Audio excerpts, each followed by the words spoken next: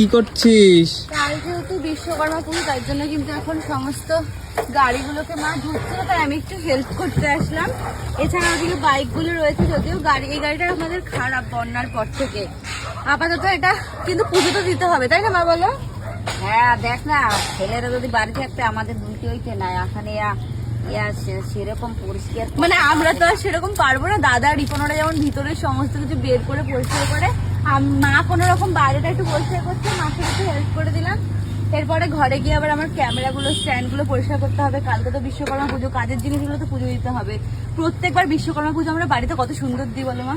এবার আর হবে না, ছেলেরা বাড়ি নেয় আর বাবা বাড়ি নেয়, এই জন্য ওই সবসময় সিচুয়েশন একই রকম ওই থাকে না। ঠাকুর যেরকম দেওয়ায় সেই রকম একটু দেবো আর কি। কালকে আমি মা দোলাদি যেরকম একটু পারবো পুজো দেবো। এবার দেখা যাক ওরা কবে আসে। আপাতত ওরা কবে আসে সেটা তো আমরা জানি না, কিন্তু এগুলো এখন পরিষ্কার করতে বসে গেছি সকাল সকাল।